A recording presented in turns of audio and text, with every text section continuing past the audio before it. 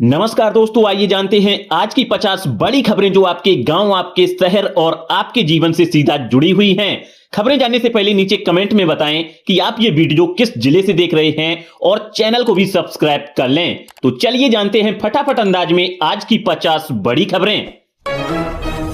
अरावली मुद्दे को लेकर जयपुर की सड़कों पर उतरे सैकड़ों लोग, किया विरोध प्रदर्शन।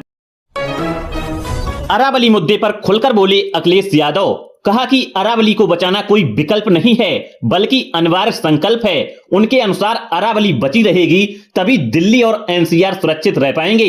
अगर अरावली का विनाश नहीं रोका गया तो भाजपा की अवैध खनन को वैध बनाने की साजिश और जमीन की बेहनता भूख देश की राजधानी को दुनिया की प्रदूषण राजधानी बना देगी और लोग दिल्ली छोड़ने को बाध्य हो जाएंगे।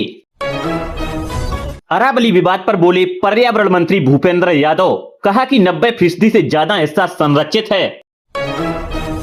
दिल्ली में घने कोहरे और प्रदूषण के चलते 100 से ज्यादा फ्लाइट हुई रद्द। बंगाल में बाबरी मस्जिद के निर्माण पर बोले मोहन भागवत, कहा कि अगर हिंदू समाज एकजुट होकर खड़ा हो जाए तो बंगाल में हालात बदलने में देर नहीं लगेगी। जहां तक राजनीतिक बदलाव को लेकर मेरे विचारों का सवाल है तो मैं साफ कर देना चाहता हूं कि राजनीतिक परिवर्तन के बारे में सोचना मेरा काम नहीं है। हम संघ के माध्यम से सामाजिक परिवर्तन के लिए काम कर रहे हैं।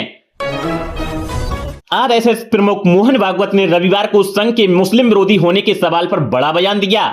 उन्होंने कहा कि आरएसएस मुस्लिम विरोधी नहीं है, जो देखना चाहते हैं वे आकर देख सकते हैं। आरएसएस का दरवाजा हमेशा खुला रहा है। आरएसएस प्रमुख बोले भारत एक हिंदू राष्ट्र है और यही सत्य है। इसको साबित करने के लिए संवैधानिक मंजूरी की आवश्यकता नहीं है। उत्तर प्रदेश के सीएम योगी आदित्यनाथ की सुरक्षा में हुई बड़ी चूक, काफिले में घुसी गाय तो सुपरवाइजर को ही कर दिया सस्पेंड। मुख्यमंत्री योगी आदित्यनाथ की सुरक्षा में चूक होने के बाद बोले अखिलेश यादव, कहा कि जब मुख्यमंत्री जी की सुरक्षा में ही लापरवाही होगी तो भाजपा राज्य में आम जनता की रक्षा सुरक्षा की बात क्या ही की जाए।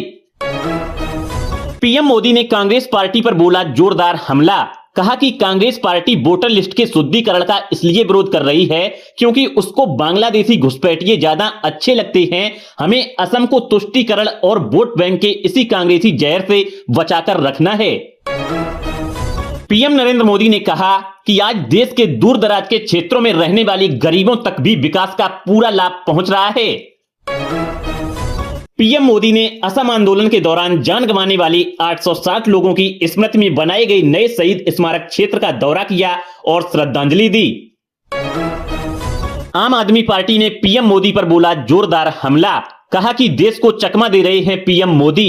एक पेड़ मां के नाम का नारा देकर पूरी अरावली को ही मित्रों के नाम कर दिया है।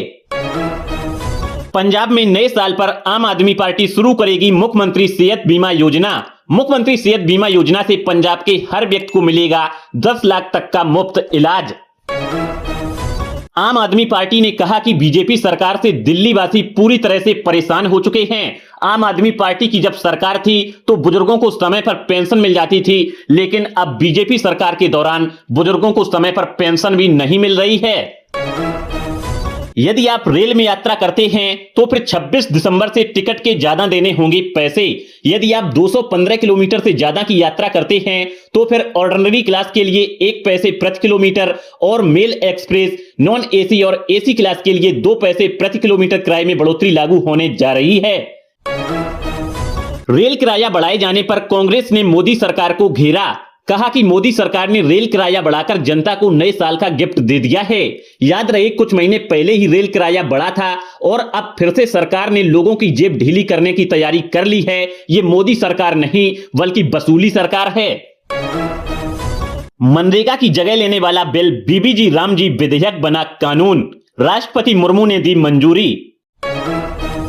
मनरेगा योजना को खत्म करने को लेकर कांग्रेस ने कहा कि मोदी सरकार मनरेगा को खत्म कर गरीबों की रोटी छीन रही है। मनरेगा से न सिर्फ महात्मा गांधी जी का नाम हटा रही है बल्कि मजदूरों के अधिकारों को भी रौंद रही है और कहा कि महात्मा गांधी जी के आदर्श और विचार हिंदुस्तान की आत्मा में घुले हैं। ये सरकार कितनी भी कोशिश कर ले गांधी का नाम नहीं मिटा पाएगी। मध्य प्रदेश के पूर्व सीएम शिवराज सिंह चौहान ने कहा कि मनरेगा के नाम पर फिर एक बार देश को गुमराह करने की साजिश हो रही है, जबकि सच्चाई यह है कि विकसित भारत जी राम जी योजना मनरेगा से आगे का सशक्त कदम है। अब मजदूर भाइयों को 100 नहीं बल्कि 125 दिनों का काम मिलेगा। यूपी सीएम योगी आदित्यनाथ ने कहा कि मुझे अन्नदाता किसानों के लिए एक और व्यवस्था करनी है। मुख्यमंत्री कृषक समृद्धि योजना के अंतर्गत लघु एवं सीमांत किसानों को हम 6% की ब्याज दर पर एलडीबी के माध्यम से ऋण उपलब्ध कराएंगे। आम आदमी पार्टी सांसद संजय सिंह ने रामपुर से शुरू की वोट बचाओ संविधान बचाओ पदयात्रा, कहा कि नफरत से दुनिया नहीं चलती है। और वहीं संजय सिंह ने कहा कि देश में हर साल प्रदूषण से 20 लाख लोग मारे जाते हैं, लेकिन प्रधानमंत्री मोदी के पास सदन में 20 मिनट तक भी इस मुद्दे पर चर्चा करने के लिए समय नहीं है।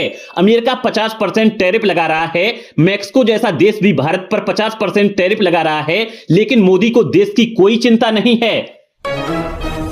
पश्चिम बंगाल में जागो मां गाने से भड़का एक शख्स, गायिका के संग लाइव शो में की बदसलूकी, कहा कि कुछ सेक्युलर गाओ, ये क्या जागो मां गा रही हो। बिहार सरकार का पुलिस कर्मियों को लेकर बड़ा ऐलान, पुलिस कर्मियों के बच्चों के लिए खुलेंगे आवासीय विद्यालय और कैशलेस होगा इलाज। उत्तर प्रदेश के बांदा जिले में बिजली बिल वसूली के दौरान बिजली विभाग की टीम पर ग्रामीणों ने जानलेवा हमला कर दिया। भारत में मिलने वाले अंडे पूरी तरह से सेफ हैं, कैंसर का खतरा नहीं है, भारतीय खाद्य सुरक्षा और मानक प्राधिकरण ने किया स्पष्ट। टेस्ला के सीईओ एलन मस्क ने संपत्ति के मामले में नया इतिहास रच दिया। उनकी नेटवर्थ एक बार में 700 अरब डॉलर के पार पहुंच गई है, जिससे वे ऐसा करने वाले दुनिया के पहले व्यक्ति बन गए हैं। महाराष्ट्र नगर निकाय चुनाव में महायुति की शानदार जीत, एमबीए की करारी हार। महायुति ने शानदार प्रदर्शन करते हुए 288 में से 217 सीटों पर जीत दर्ज की है। अंडर 19 एशिया कप फाइनल में पाकिस्तान ने भारत को 191 रनों से हराया। अंडर 19 एशिया कप फाइनल में टीम इंडिया के प्लेयर्स ने नकवी के हाथों से नहीं लिया मेडल। पाकिस्तान के फील्ड मार्शल आसिम मुनीर ने दिया बड़ा बयान। उन्होंने कहा कि ऑपरेशन सिंदूर के दौरान भारत के खिलाफ चीन के हथियारों ने नहीं बल्कि अल्लाह ने मदद की। तान्या मित्तल ने वृंदावन में प्रेमानंद महाराज जी से लिया आशीर्वाद। तमिलनाडु के तंजावुर जिले में एक हैरान कर देने वाला मामला सामने आया, जहां सुबह 5 बजे एक युवक की मौत हुई, उसके दोपहर में ही 2 बजे उसकी पत्नी की भी सदमे में मौत हो गई। पाकिस्तान शहबाज सरकार को मिला लोन, वर्ल्ड बैंक ने दी $700 मिलियन की खैरात। बांग्लादेश में शेख हसीना की पार्टी के नेताओं का बड़ा बयान, कहा कि बांग्लादेश धीरे धीरे पाकिस्तान बनता जा रहा है। बिजनौर के एक परिवार ने दहेज में कार और 10 लाख रुपए नहीं मिलने पर बहू को मारकर फांसी पर लटकाया।